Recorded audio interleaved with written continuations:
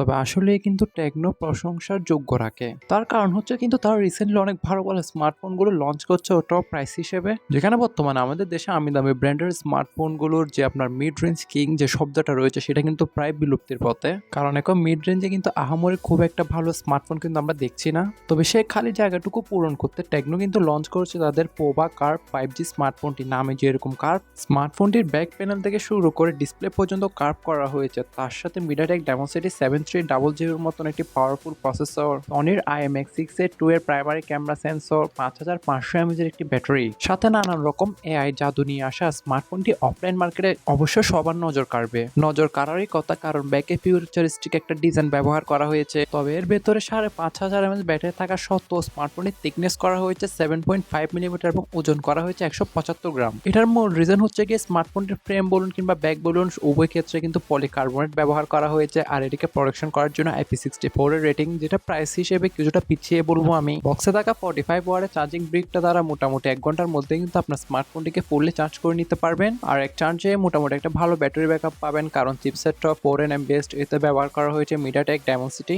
7300 ultimate, যেটা 4nm best একটি octa-core processor হওয়া যথেষ্ট পাওয়ার এফিশিয়েন্ট, এবং এতে অন্তত স্কোরে কিন্তু আমরা রেজাল্ট পেয়েছি অলমোস্ট 6,80,000 প্লাস। তবে এখানে পারফরমেন্সে তারা এবারে কিন্তু টিউনিংটা গুড করেছে, ফলে আপনার গুড একটা রেজাল্ট এসেছে। কারণ এই প্রাইস পয়েন্টের মধ্যে চিপসেটের সাথে আসা অন্যান্য স্মার্টফোনগুলোতে আমরা অন্তত স্কোরে 6 লক্ষ অথবা 6,30,000 ম্যাক্সিমাম স্কোর পেয়েছি। ফলে বোঝাই যাচ্ছে যে ভালো একটা পারফরমেন্স এখান থেকে আশা করতে পারি। পাবজির মতন গেম স্মুথ গ্রাফিক্সে 90 FPS রেখে ইজিলি প্লে করা যাচ্ছিল, তার সাথে COD মোবাইলটিও অনায়াসে প্লে করতে পারছিলাম। আর ফ্রি ফায়ারের মতন গেমস আপনি এখানে মাকুনের মতন ইউজ করতে পারবেন। তবে একদমই হাই গ্রাফিক্স গেমগুলো আপনি হার্ডকোর ভাবে প্লে করতে যাই না, মিডিয়াম কিংবা লো গ্রাফিক্স গেমগুলো কিন্তু ভালোভাবে হ্যান্ডেলিং করবে। আর CPU স্টেবিলিটি স্কোরটাও 2% এর একটা রেজাল্ট পেয়েছি আমরা। অল ওভার দৈনন্দিন জীবনে মাল্টিটাস্কিং থেকে শুরু করে ভিডিও এডিটিং সব ভালোভাবে হ্যান্ডেলিং করতে পারবে স্মার্টফোনটি চিপসেটটি। অফলাইন মার্কেটে স্মার্টফোনটি পছন্দ হওয়ার সবথেকে বড় রিজন থাকবে কার্ভ অ্যামোলেড ডিসপ্লেটি, যেখানে টেকনো তাদের সিগনেচার কার্ভ ডিসপ্লে প্রোভাইড করেছে। সে 6.78 ইঞ্চি মাপের ফুল HD প্লাস রেজুলেশনের 144 হার্জ রিফ্রেশ রেট যুক্ত। তবে হ্যাঁ, 144 হার্জ রিফ্রেশ রেটটা সবসময় সব অ্যাপে কাজ করবে না।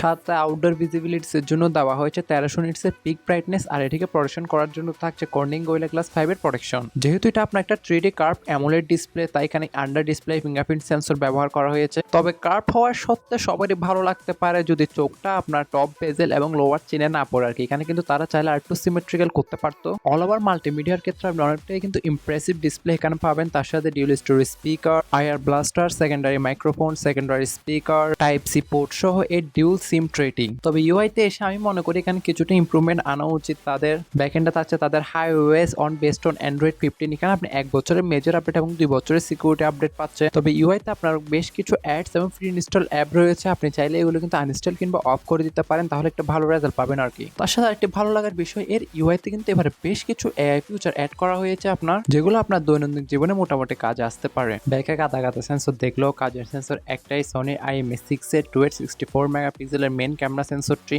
সাথে ফ্রন্ট ফেসিং 13 মেগাপিক্সেলের সেলফি ক্যামেরাটি ধারো আপনি উভয় ক্যামেরা দ্বারা সর্বোচ্চ 4K তে 30 fps ভিডিওগুলো ইজিলি শুট করতে পারবেন। আর যদি এক কথায় তার ক্যামেরা রেজাল্ট সম্পর্কে জানতে চান, আমি বলবো যে এই বাজেটটা অন্য 10টারই মতনই ছিল। আপনি as compare to CMA Phone 1 অথবা realme Narzo 70 টার্বোকেও দেখতে পারেন। তবে লো লাইটের ছবি তোলার সময় বেশ কিছুটা স্ট্রাগল এখানে আমরা দেখতে পেলাম, যেখানে আমরা 6GB থেকে শুরু করে সর্বোচ্চ 8GB পর্যন্ত র্যাম এবং 128GB ইন্টারনাল মেমোরি দেখতে পারবো, যাতে ব্যবহার করা হয়েছে UFS 2.2 এর কিন্তু স্টোরেজ টাইপ আর LPDDR5 এর র্যাম টাইপ। ফলে রিড এবং রাইটের স্পিডও মোটামুটি ভালো পেলাম। তবে প্রাইসিং এর আগে বলার আগে ছোট্ট একটি গুরুত্বপূর্ণ কথা, আপনারা যারা OTP কিংবা অনলাইন টেক প্রো বাংলাদেশ চ্যানেলে এখনো নতুন রয়েছেন, অবশ্যই চ্যানেলটি সাবস্ক্রাইব করে ভিডিওতে লাইক দিয়ে পাশে থাকা বেল আইকনটি অল করে দিতে ভুলবেন না। আর আমাদের ফেসবুক পেজ থেকে দেখে থাকলে অবশ্যই ফেসবুক পেজটি ফলো এবং ভিডিওতে লাইক এবং শেয়ার দিতে ভুলবেন না। প্রাইসিং সম্পর্কে যে তথ্যটুকু আমরা জানতে পারলাম, এটা আমরা ইন্ডিয়ান মার্কেটে কিন্তু 16 কিংবা 18,000 রুপির মধ্যে পাওয়া যাচ্ছে। আর আমাদের বাংলাদেশের মার্কেটে কিন্তু এরকম ভালো একটি স্মার্টফোন টেকনো কখনো অফিসিয়াল ভাবে আনবে না, আর আনলেও তার প্রাইস কিন্তু 30,000 টাকার উপরে হবে। এটা কিন্তু আমরা আনঅফিসিয়ালি 25 কিংবা 27,000 টাকার মধ্যে বাংলাদেশের বাজারে খুবই শীঘ্র অ্যাভেলেবেল দেখতে পাবো। তবে এই প্রাইস পয়েন্ট আসলে স্মার্টফোনটি কেনা কতটা যুক্তিগত, কমেন্টে জানাতে ভুলবেন না।